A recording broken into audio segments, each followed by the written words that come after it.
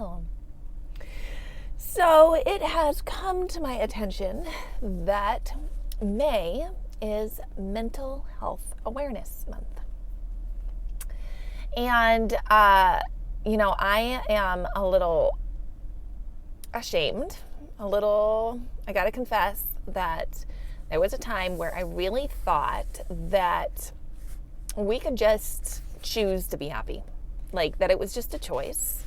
And I told myself, I can choose to be happy no matter what the situation.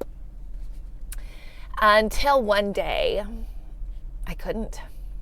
I could not feel happy. I just want to share a little bit of some of my journey. I'm going to try and keep it short. But, there was a season that I really had to walk through where choosing to be happy didn't work. And I remember specifically one day I was in my kitchen and I reached out to my girlfriends via a group message. And I don't know if they reached out to me and asked me how I was doing or if I just went ahead and said, I'm not well. And I remember one of my girlfriends said, explain exactly what you're doing and what's going on right now. And I remember saying, okay, I am standing at the stove, flipping pancakes. My two big boys are in the other room watching VeggieTales, and I've got my littles behind me at the table eating breakfast, and one is fussing because his fork is blue or something because we had plastic, we had the plastic baby utensils, and so he didn't want that color. I don't even know. He was fussing about something. And I remember writing out how I had just put a scoop of freshly made whipped cream into my coffee. And I remember, and I was crying. I was just crying. Tears were just falling. And I didn't even know why I was sad. And I remember my girlfriend saying, she was quoting the Proverbs 31, she does not eat the bread of idleness, but fresh whipped cream. I remember, I think that got a smirk out of me. But I was just crying and I could not figure out what the problem was. At that point, I had, all four of my boys were 5 and under. And I had figured out that it was best to just feed 2 at a time and to do it in two separate times to lessen the stress. But one of my girlfriends was like, you need to leave today. Get out of the house and go do something. And so I said, all right. And I sucked up and I asked my mother-in-law, for some money for a babysitter.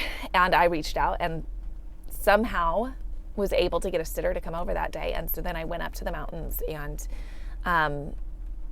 to a spot where I drove an hour to a spot where my dad used to take me by a river where we would play poo sticks and sunbathe on the rocks, And I had my Bible and a blanket and a journal. And I just remember going up there and feeling nothing, being amidst. It was a sunny day. It was beautiful. It was. I found a spot right by the river that was pretty low key. It wasn't very rushing very much. And I remember even going and standing in a spot at one of the, it was almost like a brook, and the water was going on either side of the rock I was standing on, and my toes kind of got a little wet, and I didn't feel anything. I couldn't feel happiness. I remember thinking, this is really beautiful. This is nice. This is great. God is so good. But I didn't feel it. There was there was nothing. And then I tried to like take a nap or to journal or even read, and it was just blah. And then I was diagnosed with a thyroid disease not long after that.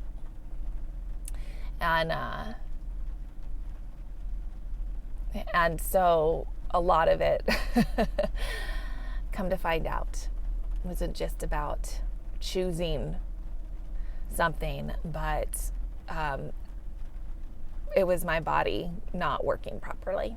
Like my body just wasn't able to produce the hormones and the chemicals that my body needed in order to function in a way that could feel happy. And I remember after getting the diagnosis, I started taking medicine, and it did not work right away. You know, like it almost got worse before it got better. I mean, I remember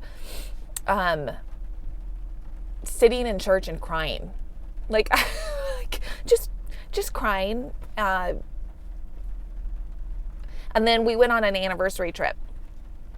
And my poor husband, because like I could tell like he didn't like me, you know, in that season, especially before we knew that something was wrong. Like I was like, who wants to be around that, right? I mean, bless his heart. I didn't like myself either, you know, and I probably didn't like him because he didn't like me. And we were just in this like, but we went on this anniversary trip, and I remember being in the bathtub, reading like love and respect, thinking, okay, is there anything we can maybe improve in our relationship? And it's like, it seems like we're getting everything right here. I don't know what's wrong. And then at breakfast, I remember the breakfast after our anniversary trip, I'm just crying for this. Yeah. I could not feel like that happy, like I couldn't enjoy our time together. It was so sad. And then so I remember reaching out to my doctor and expressing, okay, I'm not well. Like I had been on the meds for maybe, I don't know, a month or so.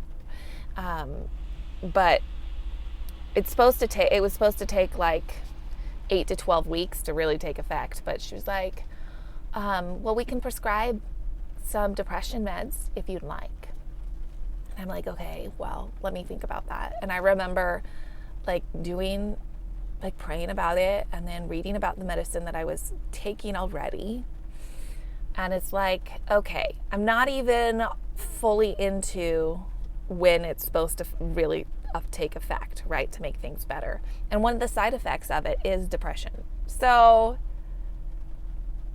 it felt like it would be silly to start taking antidepressants before I even found out if it was working or not, you know? Like, it just baffles me that she didn't say, like, well, what are you eating? How is your, like, how, maybe cut out some of the sugar and processed foods, and maybe take these certain supplements that could help.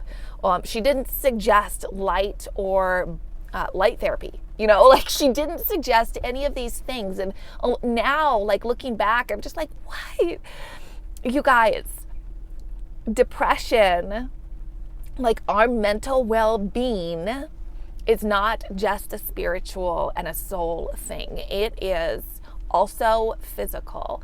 Our body is so interconnected with our soul and our spirit. So I just want to encourage you, whether you may be experiencing some anxiety or depression, or if you know somebody who might be, just to give yourself grace, and know that it's not just like, it's just not a willpower thing. You know, it's not that you need to read more scriptures or you need to pray harder, or I mean, those things help.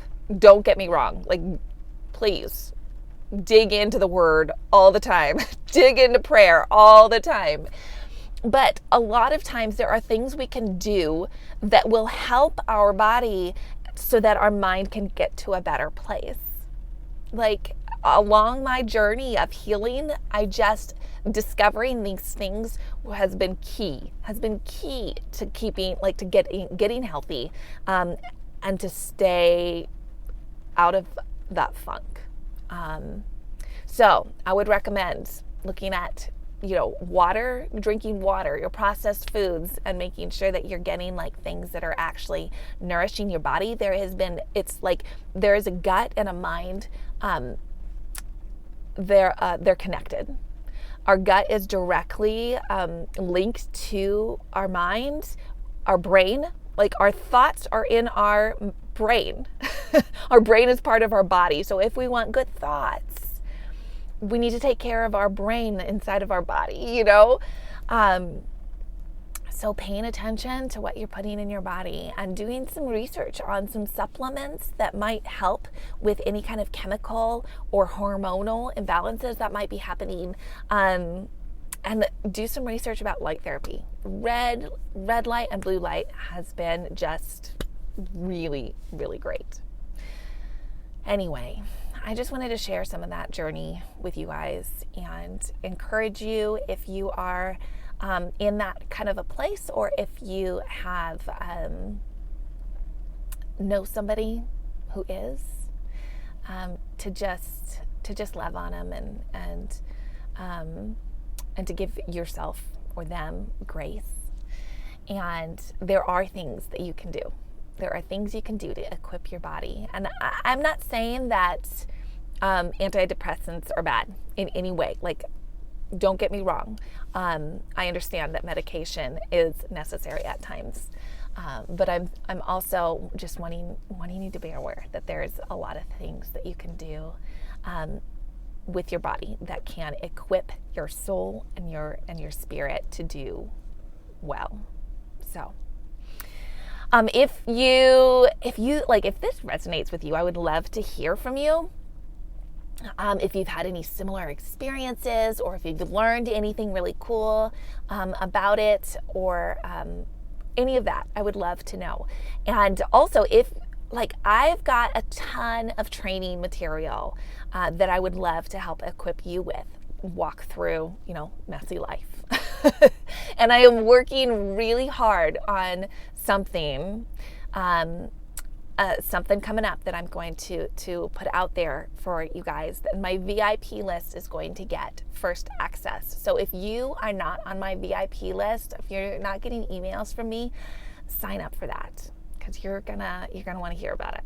So I love you guys, and I pray that you have a great week and, well, a great May. All right. God bless. Godspeed.